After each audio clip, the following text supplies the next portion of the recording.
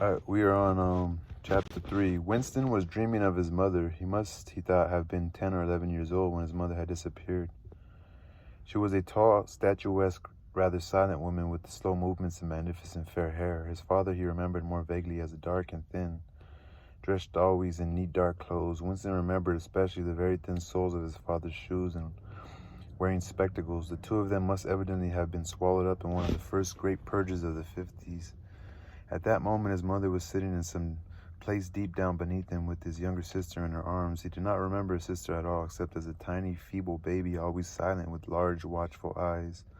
Both of them were looking up at him. They were down in some subterranean place, the bottom of a well, for instance, or a very deep grave. But it was a place which, already far below, was itself moving downwards. They were in the saloon of a sinking ship, looking up at him through the darkening water. There was still air in the saloon. They could still see him and he them, but all the while they were sinking down into the green waters, which in another moment must hide them from sight forever. He was out on the light in the air while they were being sucked down to death, and they were down there because he was up here. He knew it, and they knew it, and he could see the knowledge in their faces. There was no reproach either in their faces or in their hearts, only the knowledge that they must die in order that he might remain alive.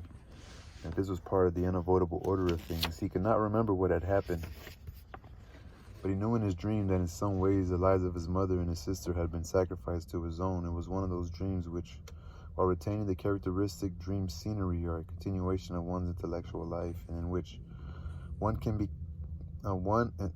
becomes aware of facts and ideas which still seem new and valuable after one is awake. The thing that now suddenly struck Winston was that his mother's death, nearly 30 years ago, had been tragic and sorrowful in a way that was no longer possible. Tragedy, he perceived, belonged to the ancient time, to a time when there was still privacy, love, and friendship, and when the members of a family stood by one another without needing to know the reason. His mother's memory tore at his heart because she had died loving him when he was too young and selfish to love her in return, and because somehow he did not remember how she had sacrificed herself to a conception of loyalty that was private and unalterable. Such things he saw could not happen today. Today there were fear, hatred, pain, but no dignity of emotion, or deep or complex sorrows. All this he seemed to see in the large eyes of his mothers and sisters, looking up at him through the green water, hundreds of fathoms down and still sinking. Suddenly he was standing on short, springy turf on a summer evening when the slanting rays of the sun glided the ground. The landscape that he was looking at recurred so often in his dreams that he was never fully certain whether or not he had seen it in the real world. In his waking thoughts, he called it the Golden Country. It was an old rabbit-bitten pasture with a foot track wandering across it and a mole hole here and there, and the ragged hedge on the opposite side in the ragged edge on the opposite side of the field. The boughs of the elm trees were swaying very faintly in the breeze, their leaves just stirring in dense masses like women's hair. Somewhere near at hand, though out of sight, there was a clear, slow-moving stream where dace were swimming in the pools under the willow trees. The girl with dark hair was coming toward him across the field. With what seemed a single movement, she tore off her clothes and flung them disdainfully aside. Her body was white and smooth, but it aroused no desire in him. Indeed, he barely looked at it. What overwhelmed him in that instant was admiration for the gesture with which she had thrown her clothes aside. With its grace and carelessness, it seemed to annihilate a whole culture, a whole system of thought, as though Big Brother and the party and the thought police could all be swept into nothingness by a single splendid movement of the arm. That too was a gesture belonging to the ancient time. Winston woke up with the word Shakespeare on his lips. The telescreen was giving forth an ear-splitting whistle, which continued on the same note for 30 seconds. It was not 7:15. Oh, hey. It's that little dog. It's that, not little dog. The dog. That's Michael's dog. Michael's the neighbor.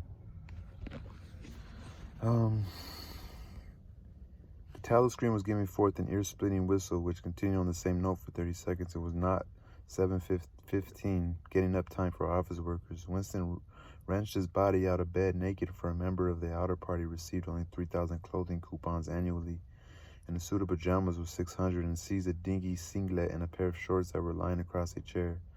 The physical jerks would begin in 3 minutes. The next moment he was doubled up by a violent coughing fit, which nearly always attacked him soon after waking up.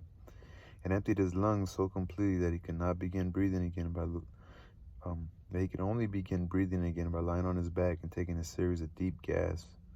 His veins had swelled with the effort of the cough, and the varicose ulcer had started itching. 30 to 40 group, yapped the piercing female. 30 to 40 group, take your places, please. 30s to 40s. Winston sprang to attention in front of the telescreen, upon which the image of a youngish woman, scrawny but muscular, dressed in tunic and gym shoes, had already appeared. Arms bending and stretching, she rapped out. Take your time, by me. 1, 2, 3, 4. 1, 2, 3, 4. So they had to exercise in the morning. Come on, comrades, put a bit of life into it. 1, 2, 3, 4. 1, 2, 3, 4. The pain of the coughing fit had not quite driven out of Winston's mind the impression made by his dream, and the rhythmic movements of the exercise restored it somewhat. As he mechanically shot his arms back and forth, wearing on his face the look of grim enjoyment which was considered proper during the physical jerks. He was struggling to think his way backward into the dim period of his early childhood. It was extraordinarily difficult. Beyond the late 50s, everything faded.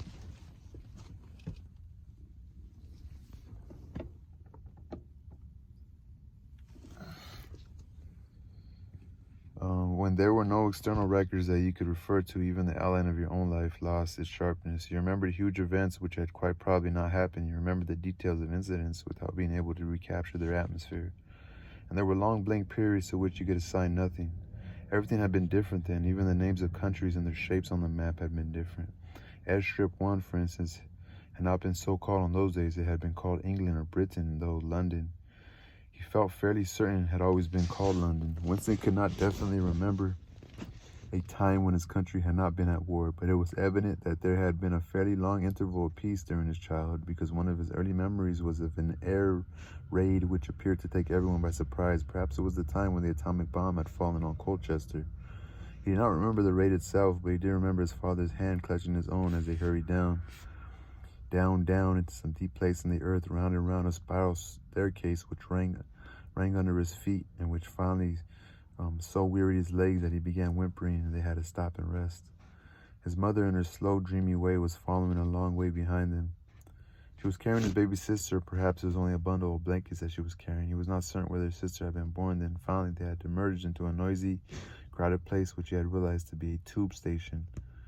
There were people sitting all over the stone-flagged floor, and the other people, packed tightly together, were sitting on metal bunks, one above the other. Winston and his mother and father found themselves a place on the floor, and near them an old man and an old woman were sitting side by side on a bunk. The old man had on a decent dark suit and a black cloth cap pushed back from very white hair.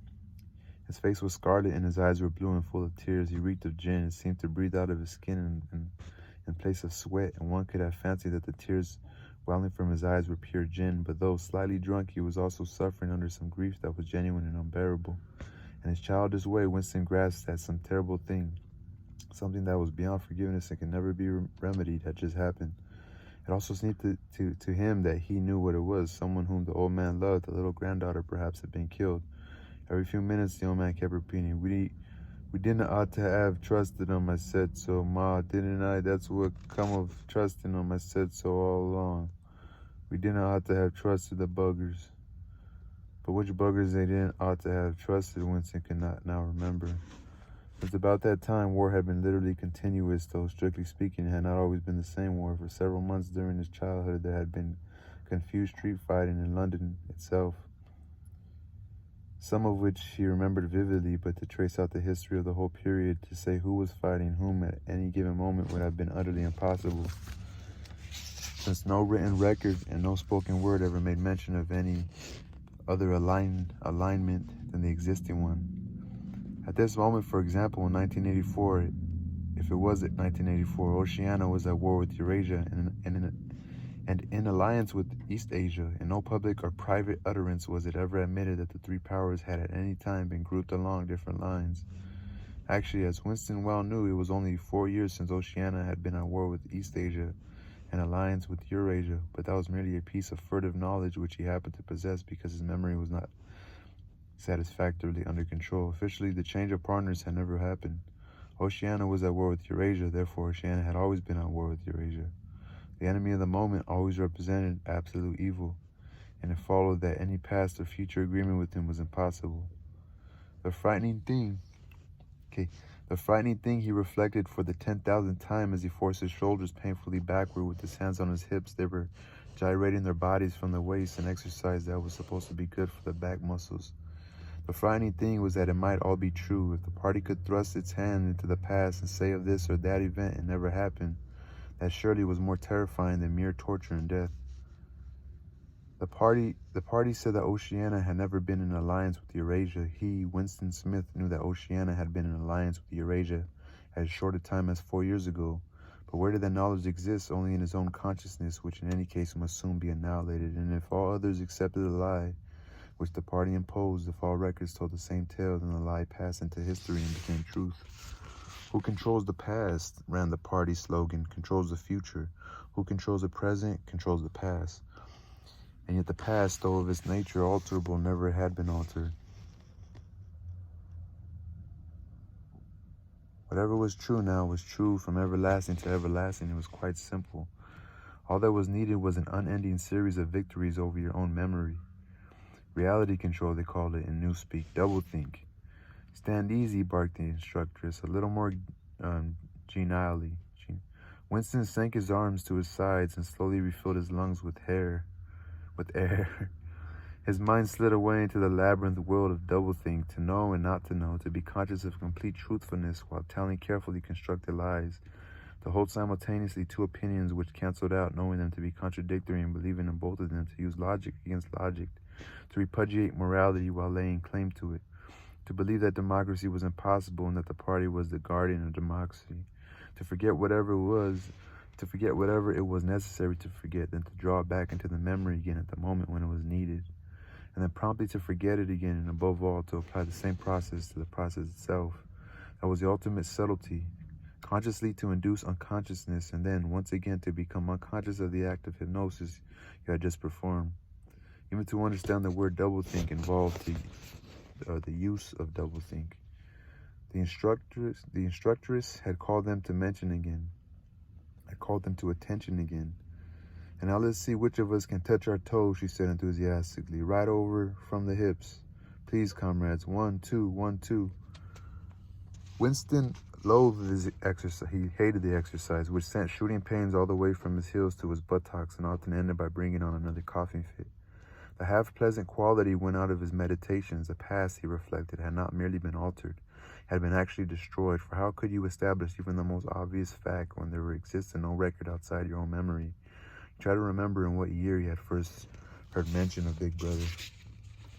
He thought it must have been at some time in the 60s, but it was impossible to be certain. In the party histories, of course, Big Brother figured as a leader and guardian of the revolution since its very earliest days.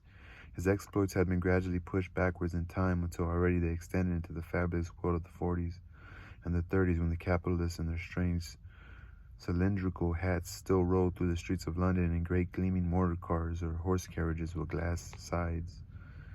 There was no knowing how much of this legend was true and how much invented. Winston could not even remember at what date the party itself had come into existence. He did not believe he had ever heard the word ingsoc before 1960, but it was possible that in its old speak form, English socialism, that is to say, it had been current earlier. Everything melted into mist. Sometimes, indeed, you could put your finger on a definite lie. It was not true, for example, as was claimed in the party history books, that the party had invented airplanes. He remembered airplanes since his earliest childhood, but you could prove nothing. There was never any evidence. Just once in his whole life, he had held in his hands unmistakable documented proof. Just once in his whole life, he had held in his hands unmistakable documentary proof of the falsification of a historical fact. And on that occasion, Smith screamed the shrewish voice from the telescreen. 6079, Smith, W, yes, you, bend lower, please. You can do better than that. You're not trying. Lower, please. That's better, comrade. Now stand at ease, the whole squad, and watch me. A sudden hot sweat had broken out all over Winston's body. His face remained completely inscrutable. Never showed dismay, never showed resentment. A single flicker of the eyes could give you away. He stood watching while the instructress raised her arms above her head and, one could not say gracefully, but with remarkable neatness and efficiency, bent over and tucked the first joint of her fingers under her toes. There, comrades, that's how I want to see you doing it. Watch me again. I'm 39 and I've had 4 children. Now look, she bent over again. You see my knees aren't bent. You can all do it if you want to. She added as she straightened herself up, anyone under 45 is perfectly capable of touching his toes. We don't all have the privilege of fighting in the front line, but at least we can all keep fit. Remember our boys on the Malabar front and the sailors in the floating fortresses. Just think what they have to put up with. Now try again. That's better, comrade. That's much better. She added encouragingly as Winston, with a violent lunge, succeeded in touching his toes with his knees unbent for the first time in several years. That was the end of chapter 3.